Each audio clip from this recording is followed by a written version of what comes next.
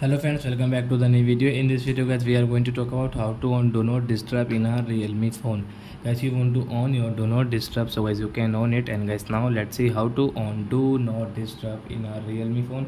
In this video guys, I am going to show you guys how to on do not disturb.